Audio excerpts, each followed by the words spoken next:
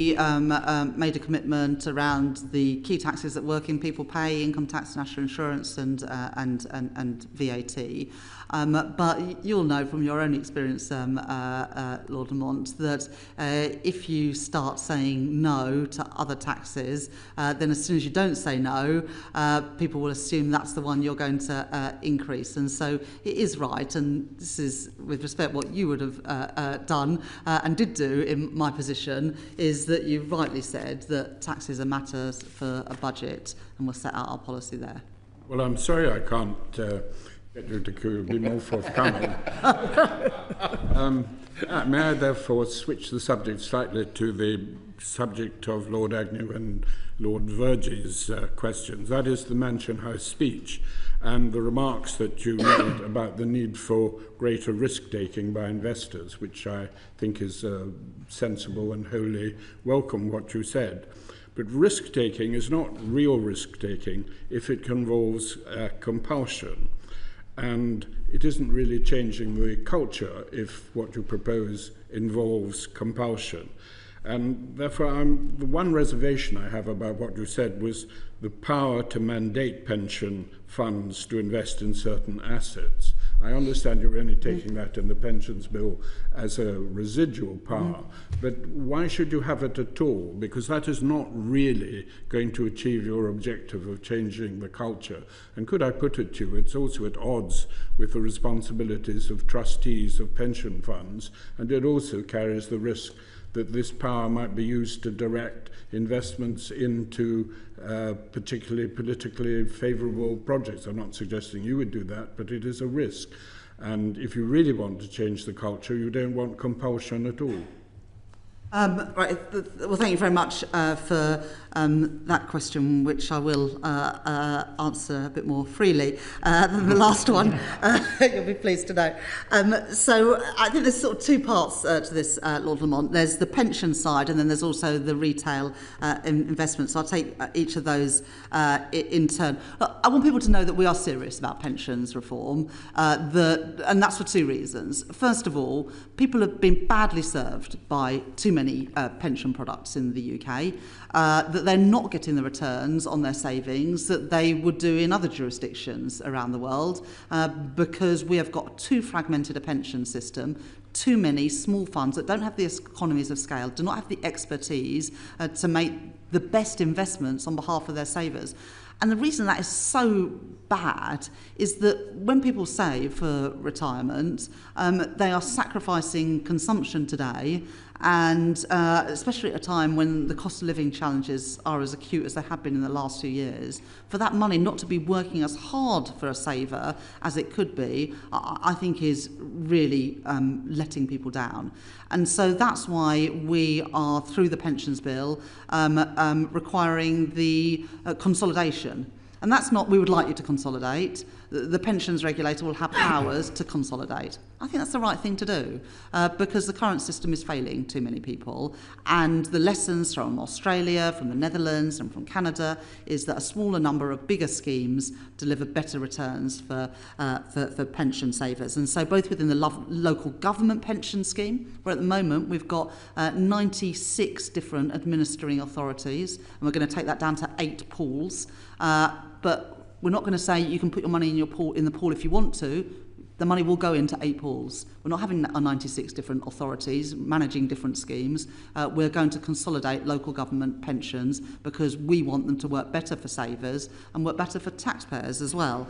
And we're going to consolidate the DC landscape as well.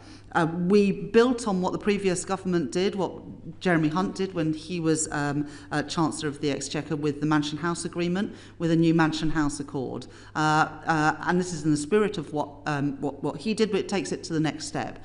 And that is that now 10% of assets in main funds will be invested in private assets. And I think around 90% of the biggest pension funds have signed up to this. But, and this is a sort of crucial difference, of that minimum 10%, at least half has got to be in UK private assets.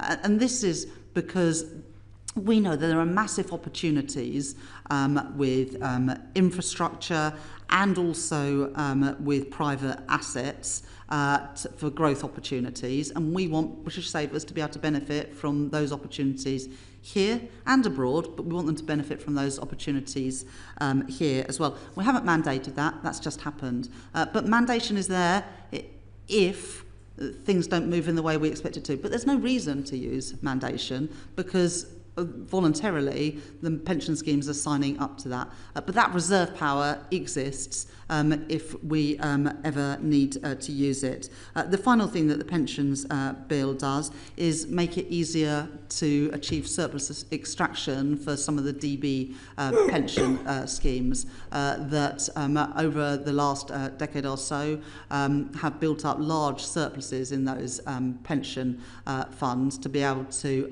extract those both for investment but also to return that money to pension scheme members. So that's what we're doing on the pensions side, and the aim is to better support savers and better to support the real economy.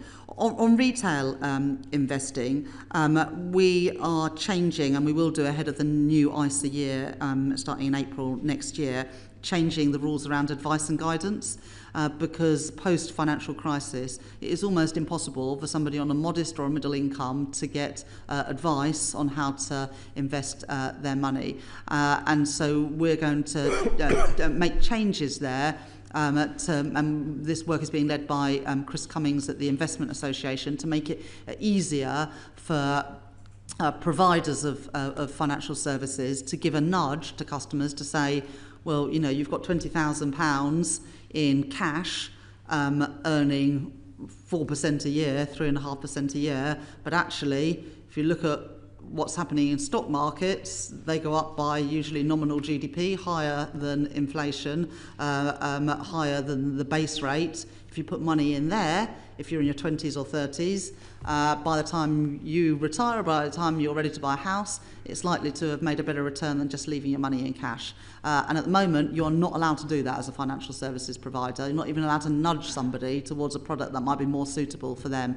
And so that advice and guidance review and the change we're going to bring in is about encouraging people to diversify and to invest their money in a way that's probably going to be better for them. Yes, it involves taking a bit more of a risk, but an informed risk based on your circumstances for many people is probably better than the status quo at the moment. We are also looking at the ISA framework.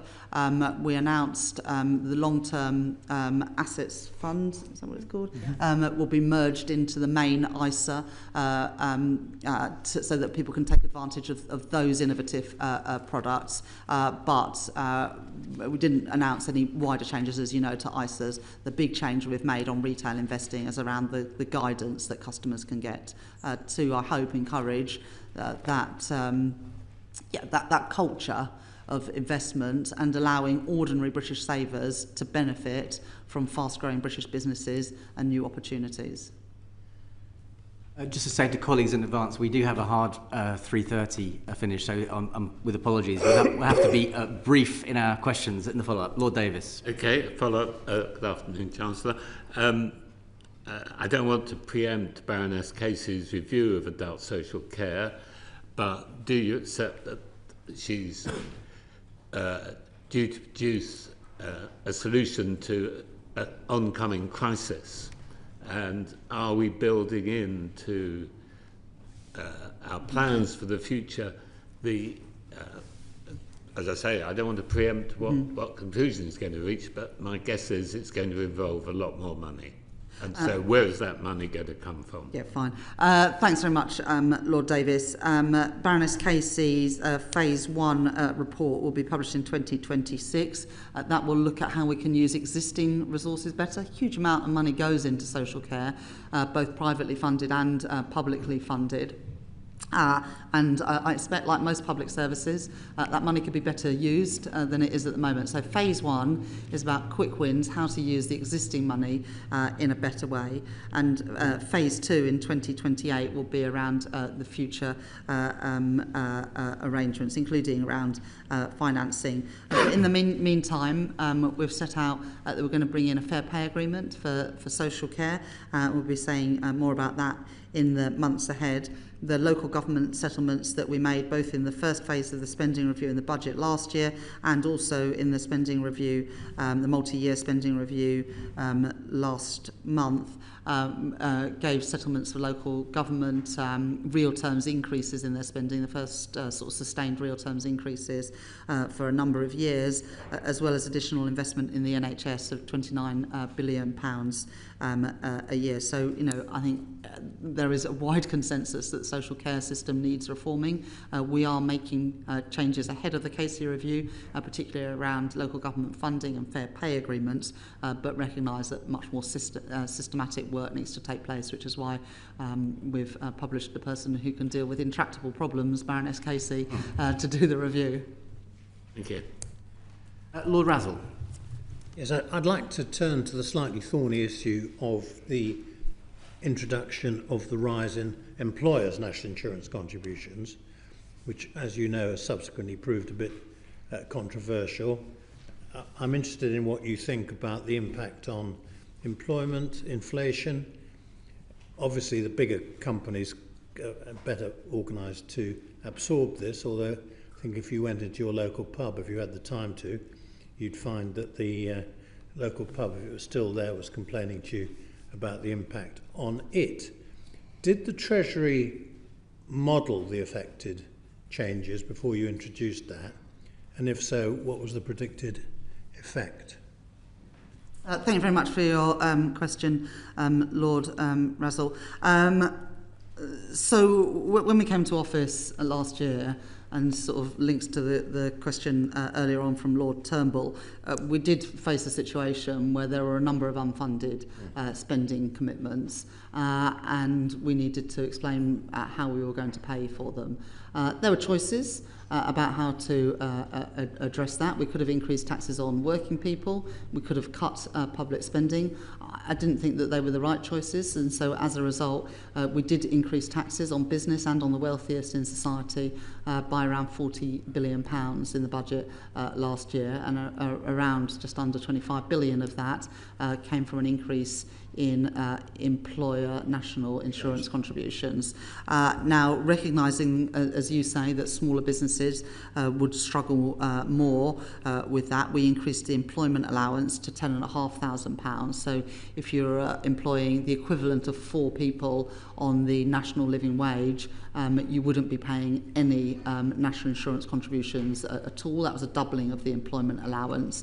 It means around 1 million businesses are paying either less or no more national insurance than what they were previously. But of course, on bigger businesses, especially employment-heavy businesses, do face or have faced an increase in that burden. But the counterfactual would have been either higher taxes on working people who have already had to absorb the vast amount of the cost of living challenges. It would have meant cuts in public services that had already been starved of resources for many years under the austerity of the previous government, or it would have meant more borrowing, which I just don't think would be the right approach, and would have meant that the Bank of England weren't able to cut interest rates by 4 times in the last year. And of course those lower interest rates benefit both households, especially with mortgages or other lending, and also help businesses who have also paid a heavy price for the sharp increase in interest rates that we've seen over the last few years. So that money that we raised, including the national insurance contributions, we used to put our public finances on a firm footing, and also enabled us to put that additional money, £29 billion extra a year, into the National Health Service. So they were the right decisions in the circumstances that we faced, and I continue to defend those. The modelling by the Office of Budget Responsibility, I think, should be the place to go to look for the impact of policies. But you can't, in my view, look at individual policies on their own. You have to look at what the alternatives were, and I think the alternatives would have been an awful lot worse. Yes, well, I don't want to get into a debate about that. I don't necessarily agree with you. So what you're saying is the Treasury didn't model the effect of this, particularly in the hospitality sector, but the OBR may well. Well, you've read the OBR report, but I'll let Beth say a few words. In the normal way, we work very closely with the OBR on their, ultimately what are their assumptions on the impact on employment, and we fed into that closely. We also did, as we do for all of our budget measures, sort of sectoral analysis and that kind of thing, but as the Chancellor said, a lot of that is also looking not at individual measures, but looking at the cumulative impact of those across the piece. Yeah, I'd just also say this. I've set out my policies and what this government are doing. And of course people can disagree, but then the onus on them is to say, well, what would you do? Because if you're facing a situation where you've got a lot of unfunded spending commitments, you could say, okay, fine, well, we won't do that spending. That's definitely a reasonable thing to say, and then you wouldn't have to increase the taxes. Or you could say, well, I want to pay for those public services that have been promised, in which case you can either borrow to fund that, and therefore you wouldn't have benefited, I don't believe, from the cuts in interest rates, and you would have paid higher costs of government borrowing. Or you could say, well, tax someone else. Well, that's fine, but you have to say who. But you can't support the increase in public spending unless you support the money to pay for it.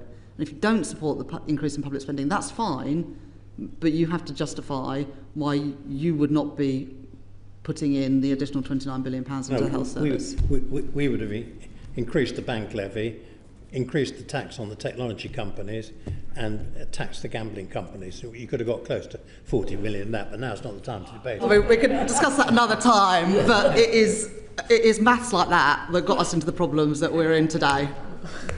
Baroness Wolf. Good afternoon, Chancellor. I'd like to go back to one of the things that you raised when talking about your reforms, namely planning and infrastructure. And I think everybody in this room is well aware of the history of the Back Tunnel, 359,000 pages of planning documentation before you get anywhere on the Lower Thames crossing and so on. And you particularly said that you would like the Lords to get the planning and infrastructure bill through fast. In that context, I think there has been some surprise expressed about the fact that the bill has come to the Lords with some government amendments that actually seem to make it easier than in the original drafting to block and delay things on environmental impact grounds. And I wondered if you could say a little about that, because it seems like a good moment to ask you to do so. But also much more generally, how will you know whether the planning reforms are really adequate, whether they're really cutting through? So a specific question about the environmental impact and whether or not the effect on nature is permanent. And secondly, this is an ambitious bill, but is it ambitious enough? How will you judge whether it actually needs to be followed by further planning interventions? Well, thanks very much for engaging in this issue, because I think this, alongside the trade deals we've done, are probably the most important things that we've done to date on unlocking the growth. I think there's a wide consensus that we need to improve our productivity and growth performance. And yes, I think I did a Today programme interview where I sort of laid into bats and newts and lizards and whatever, I don't know about lizards, great crested newts. I think the Today programme got quite a lot of feedback, but we can't always say no to infrastructure investment. We announced Sizewell C today, and I see that there are quotes from, the Stop Sizewell group. I understand why they have concerns, but if we say no to every new runway and airport, every new housing development, every new onshore or offshore wind farm, every new power station, every data centre, every film studio, we're not going to boost our productivity, we're going to see it decline further.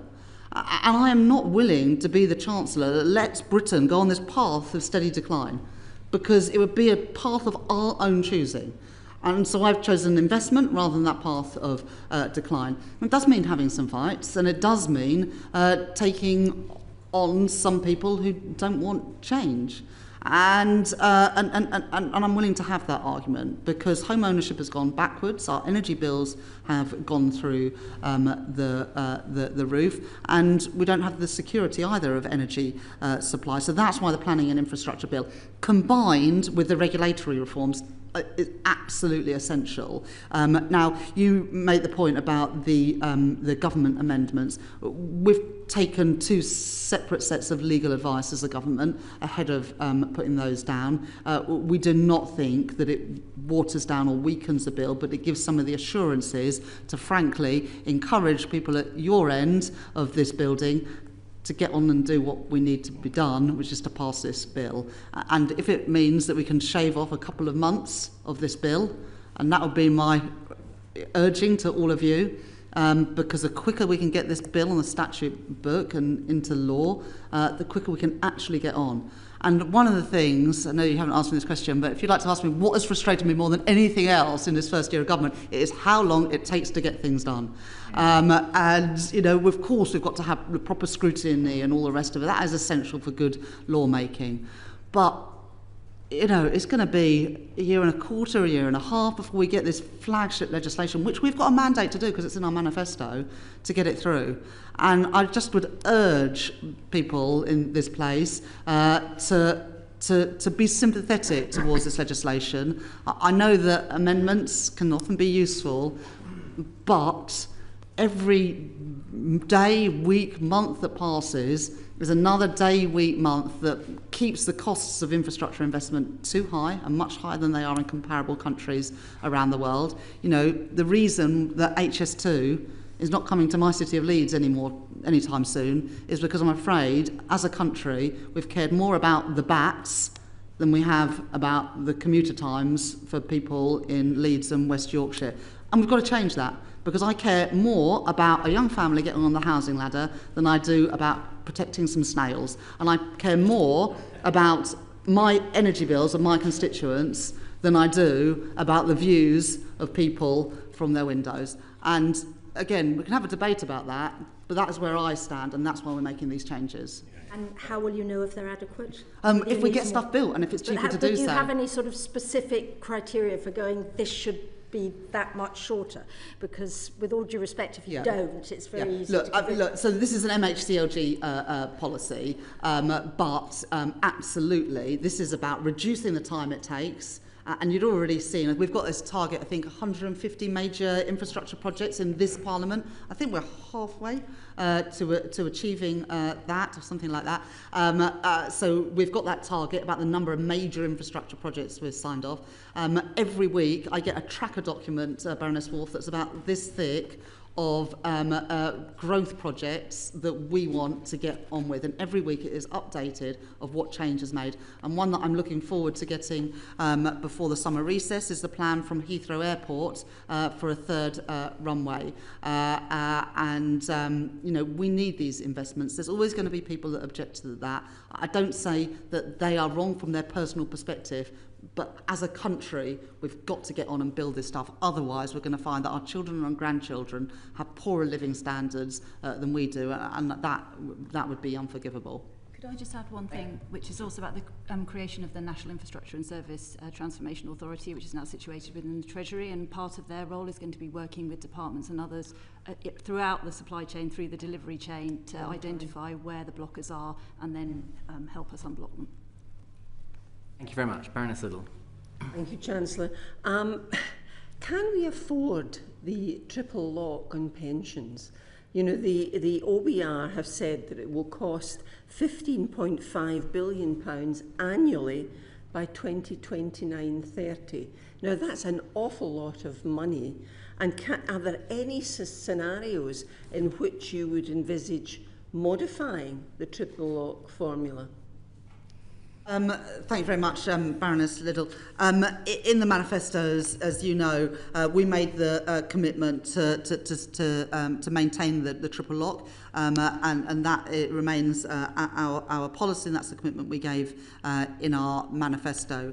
We have, though, just launched, as I said in the answer to a previous question, the Pensions Commission to ensure that the state pension remains affordable, and also that people have adequate pensions in retirement. And so Susie Morrissey is doing this regular review of the state pension age for us, because as we live longer, especially if that is healthy life expectancy, we should work a bit longer as well. And then also this review around pension adequacy, because the decline of DB pension schemes and the returns that have not been as high as they should be on DC pensions mean that despite automatic enrolment, people still don't have the pensions that I don't think that they deserve. So we're looking at that long-term sustainability.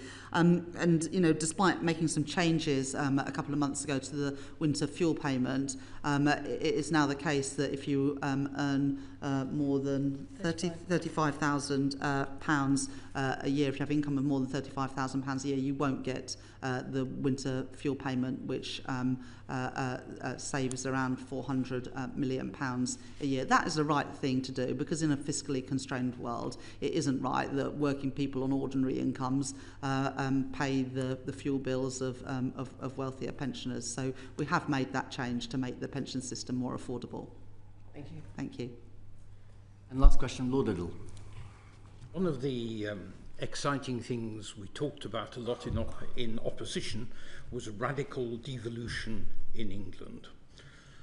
So the question is, Chancellor, are you prepared to devolve any tax powers to regional to mayoral and combined authorities? For example, discussion of a hotel tax, which might raise money for local cultural investment, which is very strong on job creation? And are we prepared to see a serious devolution of budgets as a result of devolution, particularly, in my view, on skills, where people at local level are much more likely to be able to identify what are the real skill shortages in their area? Yeah, I'll say a little bit, and then I'm going to pass on to Beth Russell. Beth, as well as being second permanent secretary at the Treasury, also heads up the Darlington campus, which has 8 different government departments. A really different way of working for the civil service, where you might sit next to somebody who's not in the same department as you, which I think is a great innovation. And Beth, as I say, has sort of really spearheaded that. At the spending review last month, we announced the rolling out of integrated settlements to 5 new combined authorities from 26-27. That's in addition to what we've already done in Greater Manchester and for the West Midlands combined authority. And also one of the things which I think will be most transformational in the spending review is the £15.6 billion settlement for eight mayoral combined authorities for transport investment, which will see. I've been an MP for 15 years in Leeds West, and it was long before that they were talking about a mass transit scheme, and we're the first government that have actually committed some money to it. In the North East, the tram will go to Sunderland, and in Greater Manchester, the tram will go, I think, to Bury and somewhere else, and in Sheffield I think it's going to be extended to Rotherham. So and beyond mass transit, this is also about better bus services, new bus stations, etc. And in the West Midlands it's going to go to East Birmingham and then on to Solihull. But we've also and again a lot of this work has been led by Beth, a review of the Green Book. which for a long time mayors, MPs from across the country and across party have complained that the Green Book makes it harder to get investment signed off for places outside of London and the South East. And so we've made a significant reforms to that Green Book to make it easier to get that investment to the places that can benefit most from it. But Beth, do you want to say a bit more? Just a couple of things. So, I mean, you talked about tax powers. On existing tax powers, the devolution white paper is extending some of the existing tax powers that mayors have to all mayors. And as the Chancellor said, I mean, I think one of the things that we are doing very differently in government is working very differently with regional government, particularly actually in the Treasury, but across departments, and local growth plans are playing a really important part in that. So one of the complaints from regional government has been that they're having to have individual conversations bilaterally with individual departments. These growth plans enable us to come together in a single place with them to talk about their priorities and how we can work together to achieve them. So I think that's something that's quite different as well. No on the other 2 points I made. One last follow-up from Lord Burns. As a former Perm Sec of the Treasury, I'll be remiss in not allowing him a final question. And I was very sorry, Chancellor, that I was late arriving. Quite rightly, you put a lot of emphasis on the issue about sticking to fiscal rules. In the past, Chancellors have found, of course, that they've had to make quite a lot of changes to those rules as time has gone on. And over the past year, there has been a suspicion that the headroom that was left for uncertainties was possibly not quite as much as was necessary given the uncertainties that we feel. And I just wondered whether you had any views about how much headroom needs to be built into those figures to make sure that we can actually stick to these rules and don't get derailed by changes that we can't foresee at this moment, which has often happened to Chancellors in the last 10, 15 years. Yeah, I think it is, if the question is, would you like to have more headroom? Yes, of course, we would like to have more headroom. Build more headroom But Lord Burns, there is a cost to more headroom. And the cost of headroom is either less spending in a world where there are huge pressures on our public services, or more taxes in an environment where Lord Blackwell and others have already pointed out that taxes are at an historic high.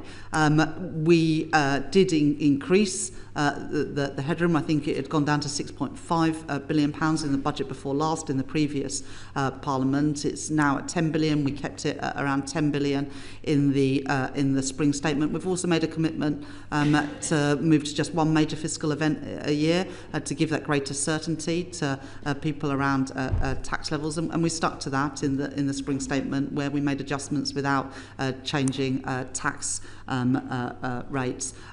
So, you know, it would be wonderful to be in a world where we had less taxes, better public services, less debt and deficits, and more headroom. But I guess to come back to Lord Wood's first question, in this sort of age of uncertainty in which we live, how are you, how are you conducting your growth policy and your economic strategy? We're trying to build a more stable and resilient economy with fiscal rules that are clearly understood and will be stuck to, and then using as much as possible non-fiscal levers to grow the economy. Of course, fiscal levers including the investment rule to unlock public investment, but also all the things that are necessary to free up that private investment, because we know there is money available to invest, but it's not going to come to Britain unless we do what is needed to get better trade relations, better planning systems, better regulation, better financial sector, including on pensions, and that's what we're trying to achieve as a government. If in time it means we can build in more headroom, even better. But we're dealing with the world and the inheritance we have, not the one perhaps we might like to have had. Could I just have one point briefly on this question, as I have a close professional interest in it as well, is that I think that the focus on the size of the headroom, I think, underplays what I think could be a more important issue. Is what really matters is the quality and the credibility of the plan that sits underneath the size of that headroom. And you can have more or less credible plans for very different sizes of headroom. And so, for example, in the spring statement, the OBR showed that we were meeting those fiscal rules 2 years early at the 3-year horizon. We're in a position in which the fiscal rules are being met on the basis of legislated tax increases and spending plans that are underpinned by detailed 3-year spending plans at a departmental level. that's a very strong underpinning to the consolidation path, and I think is at least as important as the size of headroom, given the range of uncertainty that you mentioned. Thank you very much. Thank you very much. Well, you urged us earlier on to proceed in a timely manner on the planning bill, and we can assure you we've proceeded in a timely manner today because we've hit 3:30 exactly on the mark. Thank you to you and your team for coming today. We really appreciate it, and I'm sure you'll be setting an example, working hard and raising productivity over the summer, but we wish you at least some time when you're letting your productivity slip at some point over the next couple of months. Thank you very much for your time, and with that, I end the public meeting.